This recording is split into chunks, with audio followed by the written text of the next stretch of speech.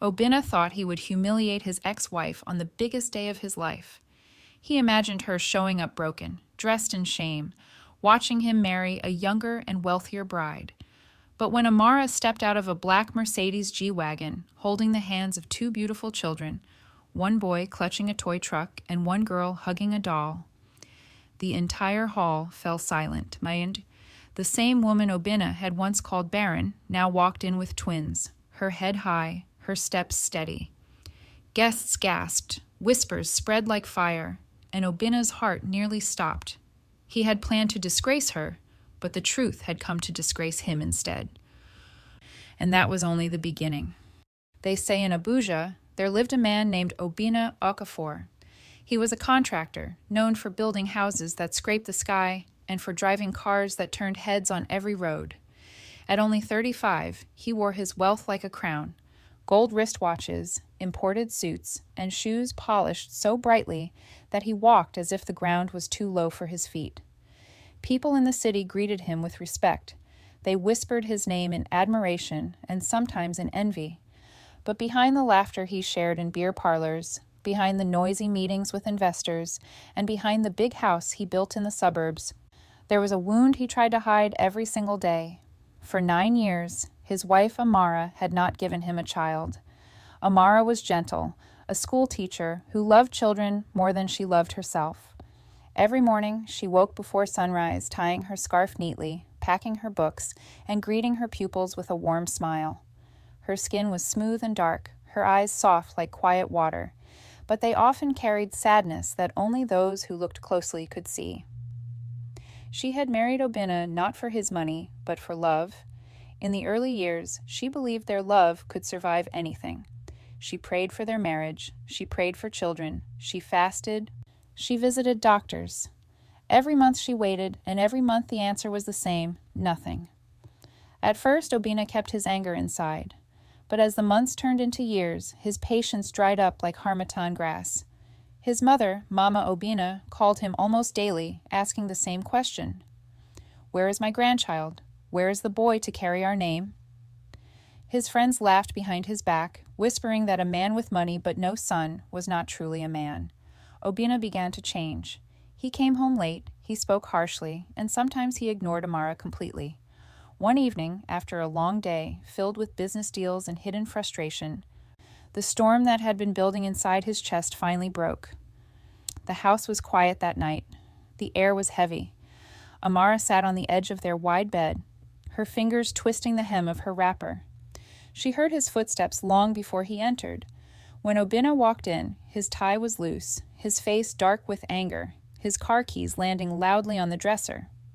9 years, Amara, he shouted, his voice sharp. 9 years of waiting and still nothing. Do you want me to die without an heir? Amara lifted her eyes slowly, her voice trembling. Obina, I have tried. We have tried. It is not in my hands. Maybe we should see another doctor. Maybe God will answer in his own time. God? Obina laughed bitterly. Is that what you tell yourself at night? Hope? I am tired of hope. My mother mocks me. My friends mock me. Do you know what it feels like to be the joke of the city, to be called a man without children? You have made me a fool. Tears gathered in Amara's eyes. Please don't speak that way. I am your wife. We made a vow before God. Obina's voice grew louder. And what is a wife who cannot give me children? You eat my food, you wear the clothes I buy, you ride in my cars, yet you give me nothing in return. You are a curse in my life. Her lips shook as she tried to speak. Don't call me a curse. I have prayed, I have cried, I have begged God to bless us. Do you think it gives me joy to be like this? I am in pain too. But Obina turned away, pacing like a lion in a cage. Enough of your tears. I will not waste my life any longer. Tomorrow I will call my lawyer. This marriage is finished. Amara gasped as if struck in the chest. Divorce? After 9 years? After I stood with you when you had nothing? After I left my family to be with you? Obina, have you forgotten the love we once shared? He swung back to face her, his eyes cold. Love cannot give me an heir. My mother was right. I should have left you long ago. By tomorrow, Amara, I want you out of my house." Her knees grew weak. She fell before him, clutching the edge of his trousers, her voice breaking. "Please, Obinna, don't do this. Give us more time. Give me more time. God can still answer." But he pulled his leg away as if her touch disgusted him. "God has nothing to do with this. You are the problem, and I am tired." The walls of the house echoed with her sobs that night. The maids whispered in corners, but none dared to enter. Obinna picked up his phone and called his lawyer in front of her. "Prepare the papers. Divorce? Yes, tomorrow." Amara stared at him, her whole body shaking. "You already planned this?" "Yes," he replied coldly. "You are a burden. I am freeing myself." Her heart broke into pieces. Still, she packed her small bag quietly, each dress folded with trembling hands. Every fabric carried memories, anniversaries, birthdays, church services. But now those memories felt like lies. When she finally walked out that night, her tears fell freely, but her spirit whispered, "I may leave with nothing, but I will not remain broken. God will fight for me." Amara did not know where her feet were carrying her that night. She only knew that the house she had called home for 9 years was no longer hers. The big gate closed behind her with a loud metallic sound, like a final judgment. She clutched her small bag against her chest and stepped into the dark streets of Abuja.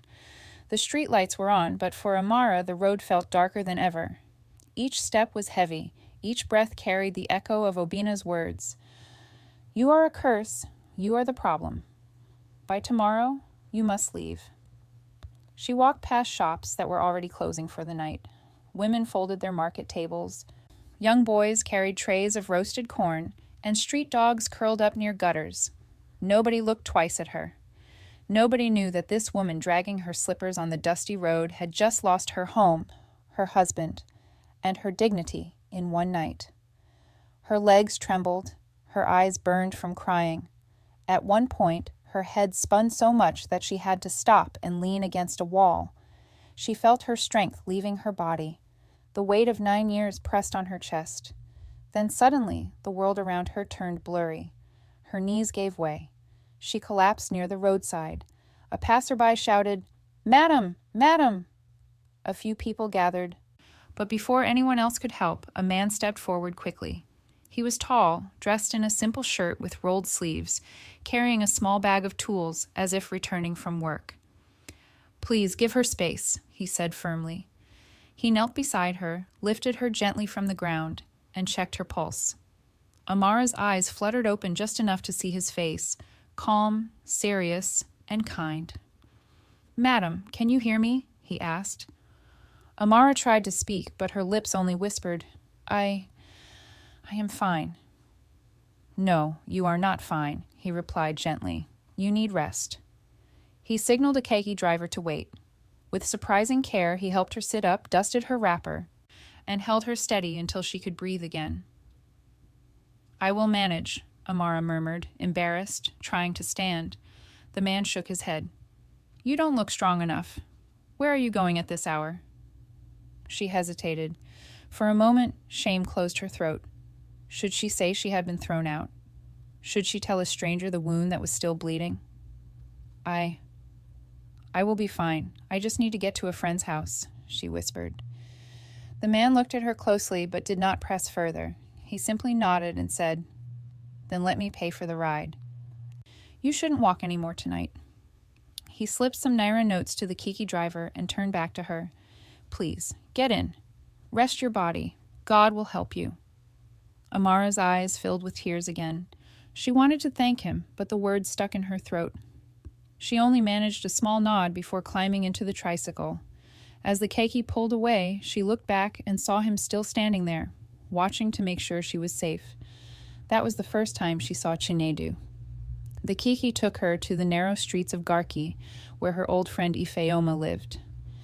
They had known each other since university. Life had carried them in different directions. But Ifeoma's door was always open. It was nearly 10 p.m. when Amara knocked gently. Ifeoma opened the door, wrapped in her housecloth, her hair tied back. Her eyes widened in shock. "Amara, what happened to you? Why are you crying like this? Did someone die?" Amara couldn't hold it anymore. She fell into her friend's arms, sobbing like a child. Come inside, Ifeoma said quickly, pulling her in. She guided Amara to a small wooden chair and closed the door. Talk to me, please. What happened? Amara wiped her face with the back of her hand, her voice weak. He threw me out. Who? Obinna. Ifeoma froze for a moment, then shook her head in disbelief. Ha! That man has no fear of God. After 9 years? After everything? He threw you out just like that? Amara nodded slowly, fresh tears rolling down her cheeks. He called me a curse. He said I am the reason we have no children. Ifeoma hissed loudly, clapping her hands together in anger. Tufiakwa, that man is wicked. Did he ever even test himself? He just assumed it was you? Amara, you have suffered. Amara's voice broke. I left with only this bag. Everything else is still in that house.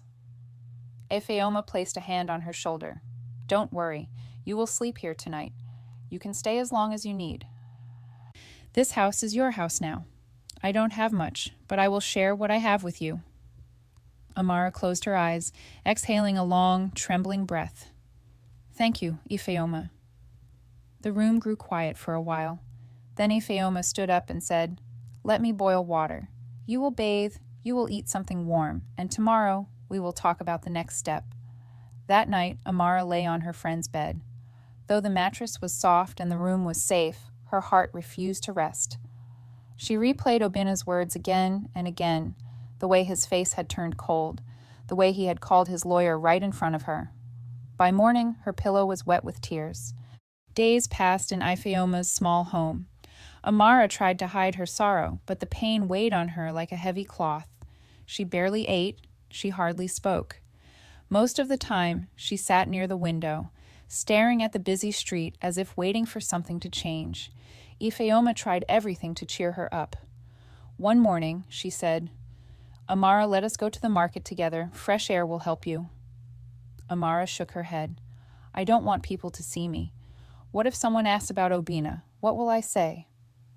You will say the truth, Ifeoma replied sharply, that a foolish man threw away a diamond because he thought it was a stone. Amara gave a small smile, but it faded quickly. Silence fell between them again. Later that week, Ifeoma brought up something serious. She sat Amara down and looked her in the eyes. My friend, have you ever gone for a proper checkup? Amara frowned. What kind of checkup? A fertility test. Have you ever tested yourself to know if the problem is truly from you? Amara shook her head slowly. Obinna always said it was me. He refused to go for tests. He said he was fine. Ifeoma hissed and slapped her thigh. So you just believed him? After 9 years, you never demanded proof? What choice did I have? Amara's voice was weak. He would not listen. His mother called me names. They all blamed me. No, Ifeoma said firmly. This has to stop. Tomorrow, we are going to the hospital. Let a doctor tell you the truth. Enough of these insults. Amara wanted to protest, but she was too tired of guessing. Maybe, just maybe, it was time to know. The next day, they went to Life Care Medical Center, a quiet private clinic where Ifeoma knew one of the doctors. Dr. Oladipo, a soft-spoken man in his 40s, welcomed them. How can I help you, madam? He asked gently.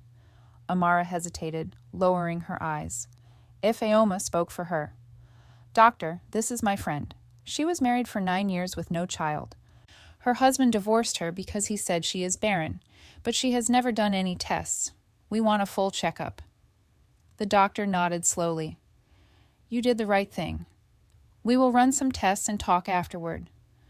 Blood work, scans, hormone checks. They spent hours in the clinic. Amara's heart pounded the whole time. What if Obinna was right? What if she really was the problem? 2 days later, the results were ready.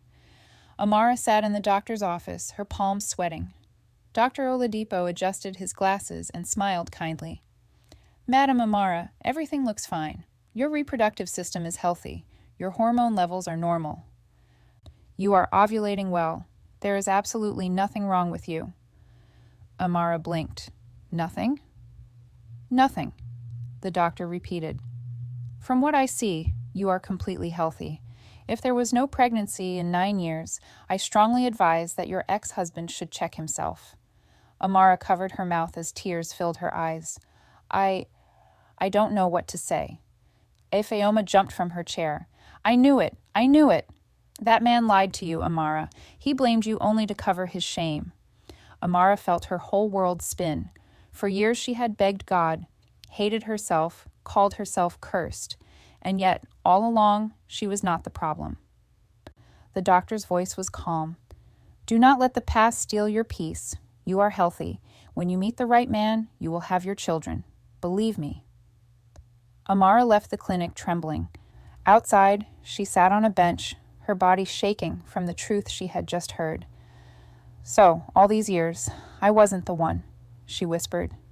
Ifeoma placed an arm around her shoulder. One day, Obinna will regret this. He will see you again and wish he never let you go. Amara looked up at the sky. Maybe this is the beginning of my healing. In the weeks that followed, Amara slowly found her strength again. She began helping Ifeoma at her cloth stall in the market. She was not smiling fully yet, but she no longer sat in silence all day. She ate small meals, she laughed sometimes, she even braided her hair neatly again.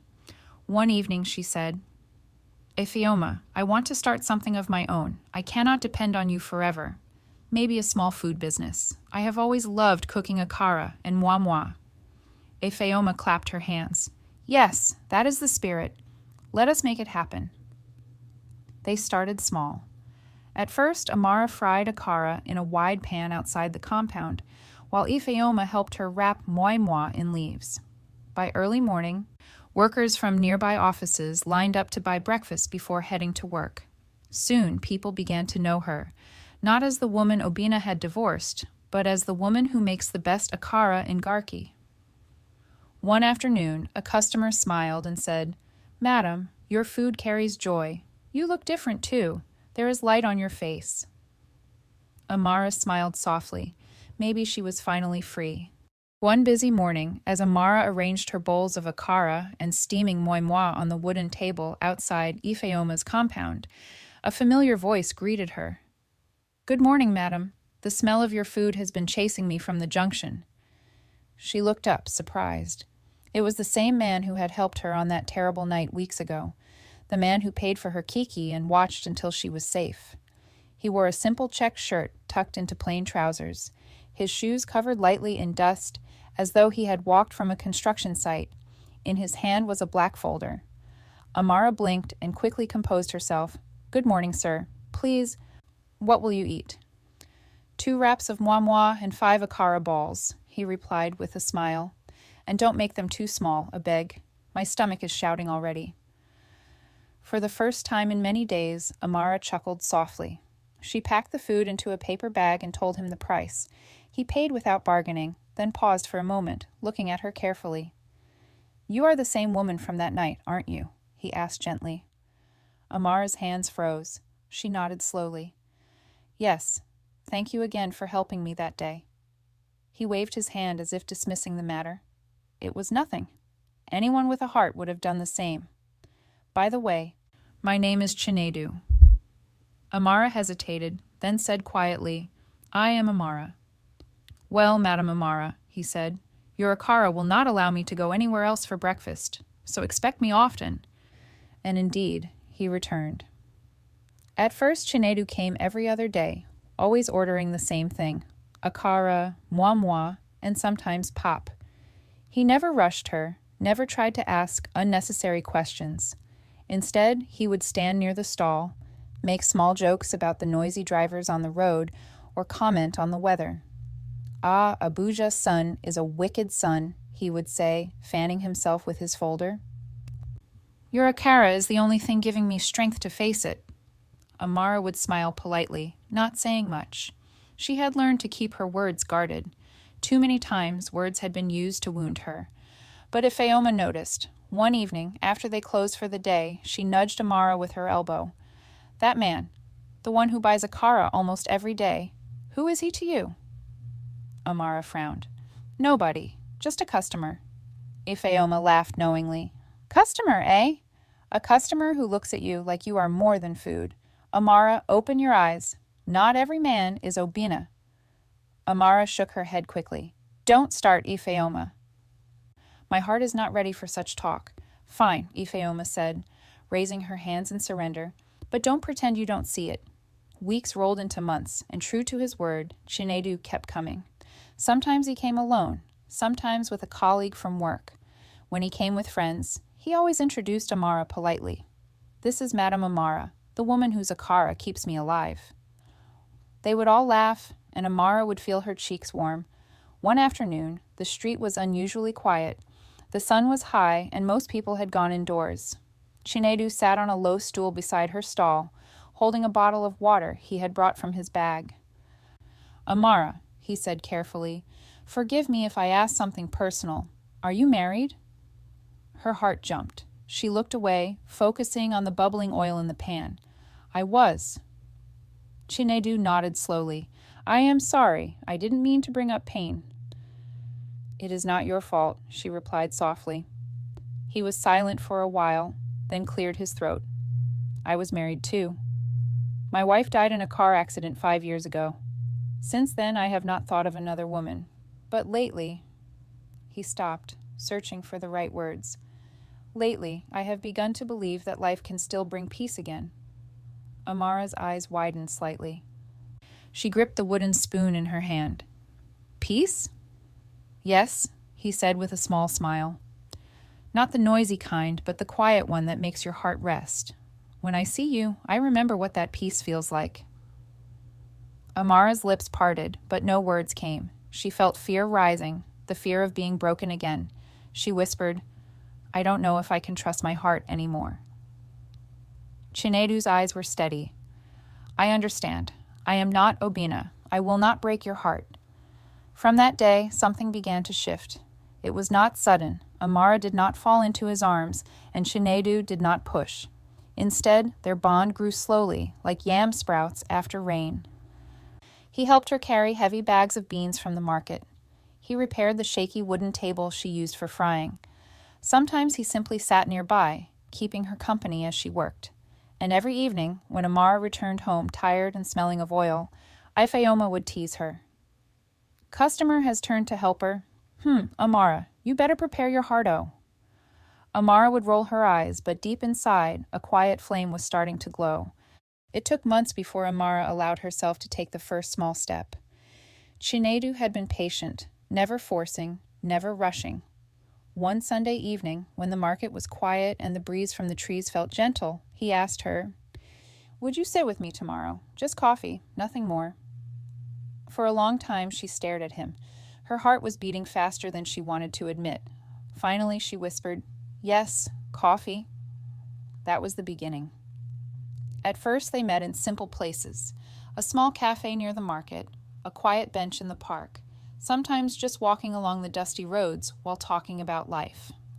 Chinedu shared stories about his work as a contractor, about the buildings he had helped to raise, about the workers who called him Oga with a soft heart. Amara listened, sometimes smiling, sometimes thoughtful.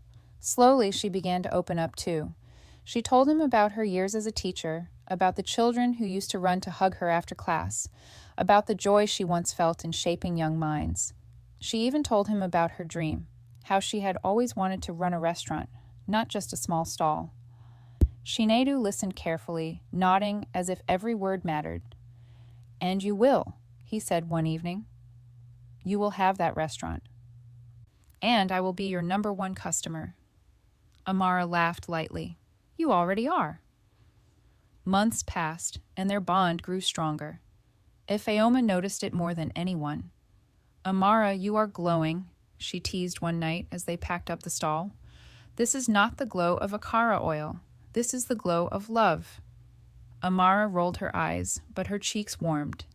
You like to talk too much, Ifeoma. I will keep talking until you admit it, Ifeoma replied, laughing. And truly, Amara could no longer deny what was happening in her heart. The fear was still there, but it was softer now, like a shadow fading in the morning sun. One afternoon, under the shade of a mango tree in the park, Amara looked at Chinedu and finally asked the question that had been troubling her. "Why me? You could choose any woman. Why me?" Chinedu smiled, his eyes calm. "Because you are real. You carry scars, but you still stand. You were broken, but you did not remain on the ground. You smile even when life tried to silence you. That is the kind of woman I want beside me." Amara's eyes filled with tears. She reached for his hand and held it tightly. "Then I will try too," she said softly. 6 months later, they married. It was not a wedding filled with gold and diamonds. There was no long convoy of cars or music blasting through loudspeakers. Instead, it was a small gathering in the church. Amara wore a simple cream gown, sewn by Ifeoma herself. Chinedu wore a clean white shirt and neatly pressed trousers. Only close friends and family were there. Ifeoma danced the loudest, shouting, "I told you, Amara, good things will still come." The congregation laughed, clapping their hands. That day, Amara felt something she had not felt in years: safety. She looked at Chinedu and saw not just a husband, but a partner who would carry her burdens with her. Their life together began in peace. Chinedu helped her expand the stall into a proper shop, painting the walls himself and fixing shelves for her pots. Every morning before going to work, he kissed her forehead and said, "I love you, Amara." For the first time in 9 years, she slept at night without fear of insults, without the sound of Obina's angry voice in her ears. She was free. Then one morning, something unexpected happened. Amara woke up feeling weak. The smell of oil and pepper made her stomach turn. She thought it was malaria, so she took herbs and rested. But when the sickness continued for 2 weeks, Chinedu insisted, "Let us go to the clinic." At the hospital, they ran tests. Amara sat on the wooden bench, biting her nails, her heart beating fast. When the nurse returned with the result, she was smiling. "Congratulations, madam," the nurse said warmly. "You are pregnant." Amara's mouth fell open. "Pregnant?" "Yes," the nurse replied. "About 6 weeks." Tears filled Amara's eyes instantly. She covered her mouth with her hands and cried, this time tears of joy. Chinedu jumped to his feet. "Pregnant? Are you serious?" The nurse laughed. "Very serious. You will be parents." Chinedu lifted Amara gently, hugging her tight. "You hear that? You are going to be a mother. We are going to be parents." Amara sobbed into his chest. For 9 years, she had been called barren, cursed, empty. Now God had answered in his own time. The joy grew even bigger during her first scan. The doctor moved the probe carefully across her belly, then stopped. His eyes widened. "Madam, I see 2 heartbeats." Amara sat up quickly. "2? "Yes," the doctor said with a smile. "You are carrying twins." The room spun. Amara let out a cry that startled the nurse. "Twins?" Chinedu dropped to his knees, tears rolling down his cheeks. "God, you have done too much for us. 2 children at once." Amara laughed through her tears, pressing her hand against her belly. "After 9 years of silence, he gave me double." From that day, their home was filled with laughter, preparations, and prayers. Ifeoma helped sew tiny clothes. Neighbors brought small gifts. Chinedu painted a nursery with his own hands. And Amara, for the first time in her life, felt truly whole. The morning of the delivery came like any other, yet it changed everything. Amara had been restless all night. By dawn, she clutched Chinedu's arm and whispered, "It is time." He rushed her to the clinic, his hands shaking as he tried to drive carefully but fast enough to reach on time. Hours later, cries filled the air. First a girl, then a boy. 2 small lives, red and wrinkled, shouting at the top of their lungs. The nurses clapped with joy. The doctor smiled. "Madam Amara, congratulations. A daughter and a son, both healthy." Tears ran freely down Amara's cheeks as she reached for her babies. "My children," she whispered, holding them close. "After 9 years of silence, God has given me double." Chinedu could not stop laughing and crying at the same time. He kissed her forehead again and again. "You have made me the happiest man. A boy and a girl. Our home is complete." News spread quickly. Neighbors visited with baskets of food, wrappers, and baby oil. Ifeoma nearly danced herself out of breath when she arrived at the clinic. Twins. Amara, you see? God has disgraced your enemies. Not one child, but two. Back at home, the compound was alive with celebration. Even strangers came to peep through the window, whispering, "So it is true? She has twins? The same woman Obina divorced?" People shook their heads, some in regret, some in amazement. But Amara did not think of them. Her world now revolved around two tiny faces, one girl who clutched her finger tightly and one boy who kicked as if he owned the world already. At night, when the babies cried together, Amara rocked them gently, humming old lullabies her mother once sang. Though her body was tired, her heart was full. For the first time in years, her tears were only tears of joy. While Amara's home overflowed with peace, another part of the city was filled with restless ambition. Obina had moved on quickly after divorcing Amara. His business had expanded, new contracts, more houses rising in Abuja, and a name that appeared often in the newspapers. But one thing continued to trouble his heart. He was still without a child.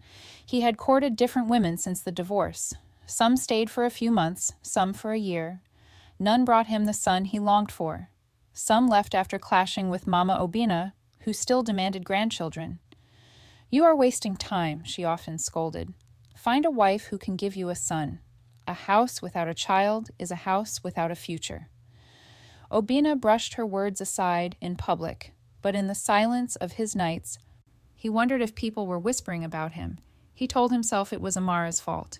He told himself again and again that he was free from her curse. Then one day, his friend Emeka called. "Obina, I have someone you must meet. Her name is Adiz. She just returned from Lagos. Fashion designer, wealthy family, very fine, very modern. And listen, she wants a serious man, not these young boys who waste time." Obina chuckled. "You are advertising her as if she is a new car." "I am serious," Emeka insisted. "She is different. You will like her." Out of curiosity, Obina agreed. They met at a fancy restaurant. Adize was stunning, tall, elegant, her hair styled in waves, her dress glittering like water under the sun. But what impressed Obina more was her confidence. She spoke boldly about business, about fashion, about her dreams. "So you are the famous Obina Okafor," she said with a smile.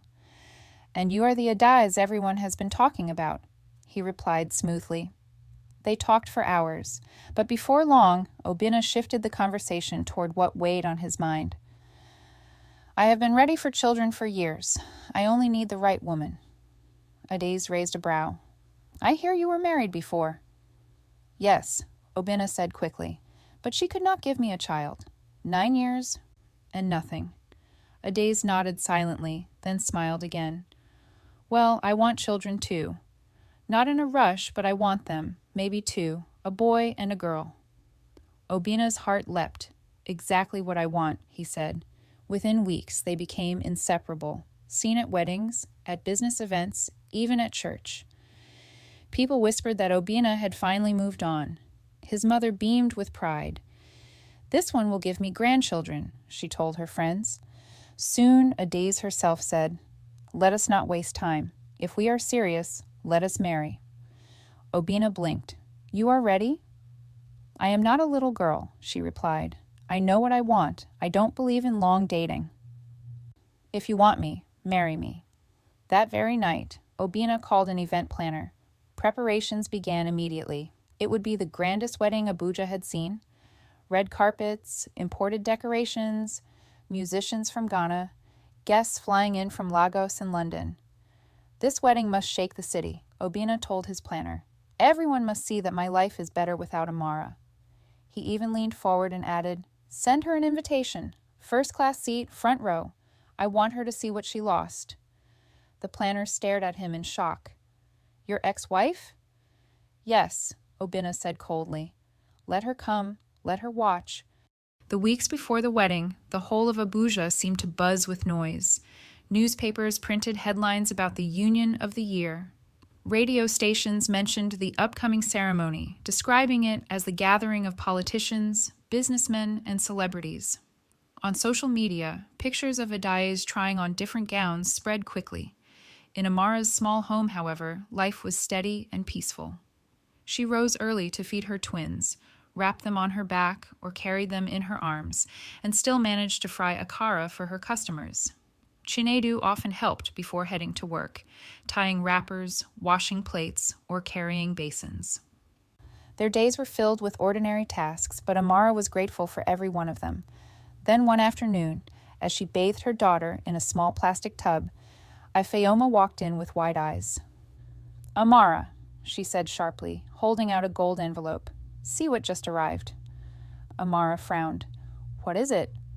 "A wedding invitation," Ifeoma said, her voice shaking with anger. "From Obina." Amara froze. She reached out, took the envelope, and opened it slowly. The thick card inside gleamed with bold letters. The Royal Union of Obina Okafor and Adaeze Nwankwo below. The names was the date, the venue, the dress code, and then her own name printed clearly on the guest list. First row. Her heart pounded, but her face remained calm. She placed the card on the table and continued drying her baby's hair. "Can you believe this insult?" Ifeoma shouted. "After everything he did, he has the audacity to invite you? Does he think you are still the broken woman he threw out?" Amara said nothing. She only hummed softly to her daughter. Ifeoma slammed the card against the table. "He wants you to sit there and cry while he parades his new wife in diamonds. He wants to disgrace you a second time. Amara, we will not go. Tear this nonsense and throw it in the dustbin." Still, Amara remained quiet. She looked at her children sleeping peacefully on the mat, her daughter clutching a small doll, her son holding his toy truck, even in sleep. A calm smile touched her lips. Finally, she spoke. "He wants me to feel small, but what if I show him the truth?" Ifeoma's eyes widened. "What truth?" "That I was never the problem," Amara said firmly. "That the woman he called barren now holds 2 children in her arms. That I am whole, not broken." Ifeoma blinked, then burst out laughing. "Amara, are you saying you will attend the wedding? With the children?" Amara nodded slowly. "Yes, with the children." For a moment, Ifeoma was speechless. Then she shook her head and laughed again. "Obina will faint. He will not believe his eyes." The planning began that very evening. Amara went to her wardrobe and pulled out a gown she had kept folded for years, sewn by Ifeoma but never worn. It was yellow, long, and simple, yet it carried quiet elegance. "I don't want to look loud," Amara said. "I just want to look peaceful, but strong." "Say no more," Ifeoma grinned. "You will look like God's testimony." They bought new outfits for the twins, matching white shirts, soft yellow shorts, and tiny bow ties. Ifeoma added hair ribbons for the girl. "Let her shine like a princess," she said proudly. Then came the question of transport. Ifeoma called a friend who worked with a rental company. By the next morning, a black Mercedes G-Wagon was booked to pick Amara up on the wedding day. At night, they practiced. The children, playful as always, held Amara's hands and walked beside her across the room. The boy sometimes ran ahead, dragging his toy truck while the girl clutched her doll tightly. Amara laughed and guided them gently. "I am not going there to fight," she reminded Ifeoma. "I know," Ifeoma replied, adjusting the girl's ribbon, "but your presence alone will scatter that wedding." The night before the wedding, Amara could not sleep. She sat by the window, rocking her daughter in her arms, watching the stars outside. Chinedu came to her side quietly. He placed his hands on her shoulders and said, "You don't have to do this if it will hurt you." Amara shook her head. "I want to. Not to prove anything to him, but to remind myself that I survived. I am still standing." Chinedu kissed her cheek. "Whatever you decide, I am with you." She smiled softly. "You gave me what no man ever gave me, peace." "And you gave me back joy," he replied. Together, they watched their children sleep, unaware of the storm waiting the next day. The day finally arrived. Abuja had not seen such noise in a long time. By morning, the streets leading to the Grand Hotel were jammed with cars. Long convoys of jeeps, shiny SUVs, and even buses carrying guests lined the road. Musicians tested their drums. Photographers adjusted their cameras. Ushers in matching uniforms hurried back and forth, directing guests to their seats. Everywhere smelled of perfume, expensive powder, and jollof rice cooking in giant pots. This was no ordinary wedding. It was the wedding of Obinna Okafor, the proud contractor whose name carried weight across the city, and Adaeze Nwankwo, the glamorous daughter of a wealthy Lagos family. Inside the decorated hall, chandeliers sparkled. White and gold flowers filled every corner. Guests wore lace, sequins, and agbada that shone under the lights. The air buzzed with chatter. Who had arrived? Who was still coming? Who was wearing the most expensive cloth? Mama Obinna sat proudly in the front row, her head tie rising high like a crown. She smiled broadly, nodding at everyone who came to greet her. "Yes, today my son will finally have a home with children," she told them. Obinna himself moved about like a king, shaking hands, laughing loudly. He wore a crisp white agbada embroidered with gold, his wrist heavy with a thick watch. When people praised the beauty of the hall, he only smiled and said, "Nothing but the best for Adaeze and me."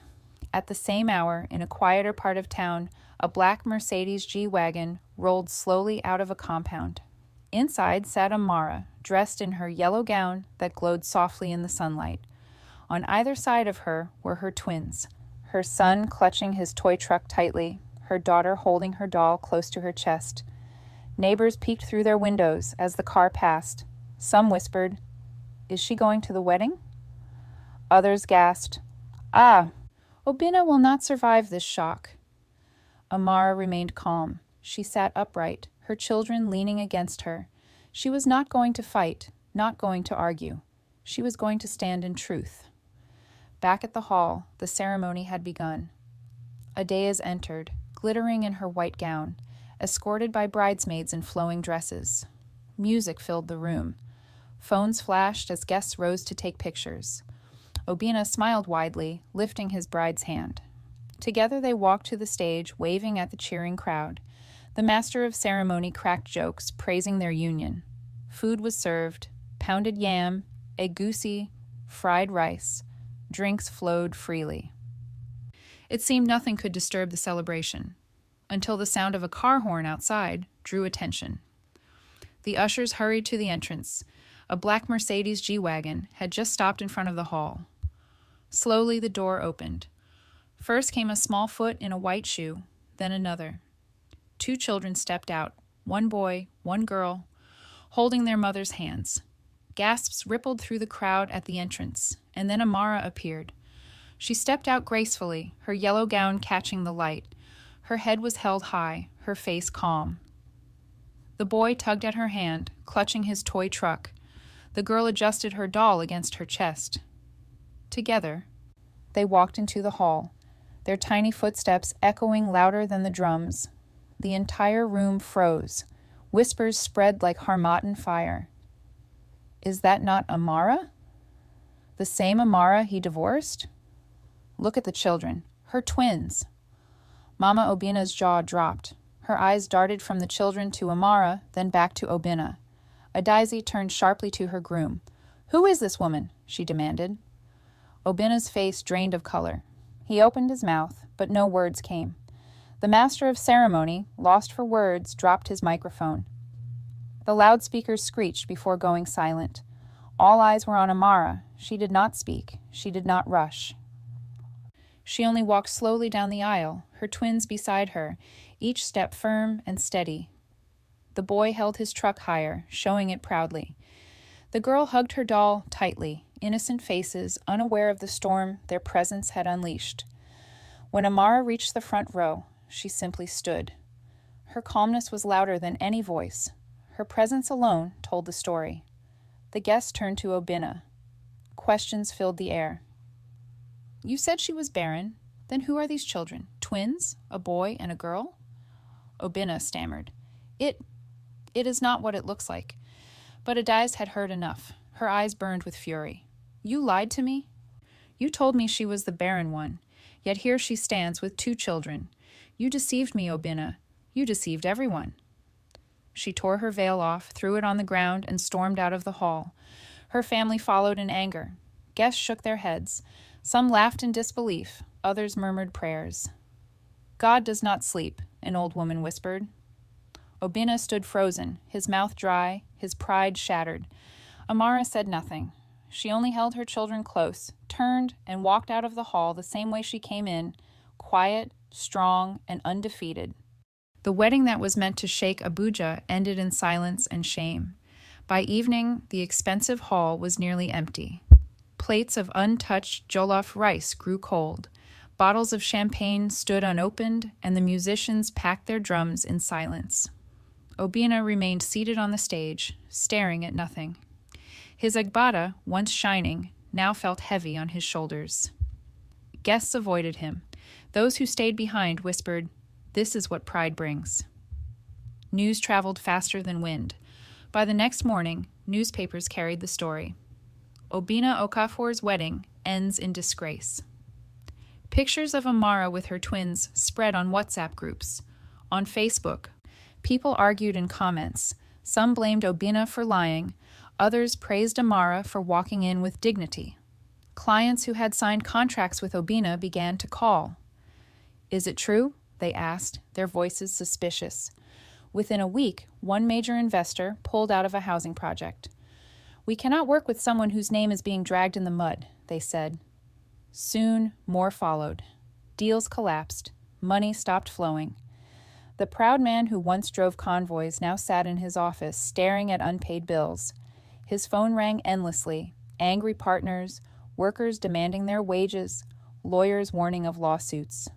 Mama Obina, once loud and boastful, grew quiet. Neighbors who used to bow to her now shook their heads when she passed. "Your son disgraced himself," they whispered. One evening, she sat on her bed, holding her wrapper tight. Tears rolled down her wrinkled cheeks. She remembered the night she had urged Obina to cast Amara out, the names she had called her, the curses she had spoken. Now those words burned her own tongue. Finally she rose and said, "I must see her." Amara's compound was lively that afternoon. Children played in the dust, women roasted corn, and the smell of fried akara filled the air. Inside, Amara sat on a mat, watching her twins build towers with wooden blocks. A knock came at the door. When she opened it, her eyes widened. Standing there was Mama Obina, her head tie plain, her eyes red from crying. "Amara," the older woman said softly, "I came to beg." Amara stood silent, waiting. Mama Obina fell to her knees. "Forgive me. I wronged you. I pushed you out of my son's house. I called you names. I made your life bitter. But now God has shown the truth. You were never the problem. My son was blind, and I helped him stay blind. Please forgive me." Amara's twins ran to her, tugging at her gown. She placed her hands gently on their heads, then looked down at the woman kneeling before her. "You don't owe me an apology," Amara said quietly. "The years are gone. The wounds are healed. I hold no anger." Mama Obina sobbed, "May God bless you. May He bless these children." Amara helped her rise, but she did not say more. Some silences are louder than words. Meanwhile, Obina's life fell apart. The man who once sat in glass offices now wandered through empty rooms, his workers gone, his contracts canceled. Friends stopped answering his calls. Adaizi's family refused to see him again. One night, he sat alone, whispering into the darkness, "How did I fall so low?" He thought of Amara, of her calm face at the wedding, of the 2 children who looked so much like her. He remembered his own words years ago. "You are a curse." Now he knew who the real curse was, his pride. At Amara's home, however, laughter filled the air. The twins grew quickly, crawling across the floor, tugging at their father's shirt when he returned from work. Chinedu carried them high on his shoulders, making them giggle until they clapped their tiny hands. One evening, after a long day, Amara tucked her children into bed. The boy, holding his truck, looked up and asked, "Mama, Were you sad before we came?" His sister, clutching her doll, added, "Did you cry because we were not here yet?" Amara's heart melted. She sat between them, stroking their hair. "Yes, I cried," she said softly, "but not because of you. I cried because I thought God had forgotten me. But now I know. He was only waiting for the right time." The boy frowned. "So you are not sad anymore?" Amara smiled, tears shining in her eyes. "No, I am not sad, because everything came at the time God decided, and His time is always perfect." The children snuggled closer, drifting to sleep in her arms. Amara kissed their foreheads and whispered, "You are my double blessing, my proof that God never forgets." And with that, the chapter of pain finally closed, leaving behind only peace.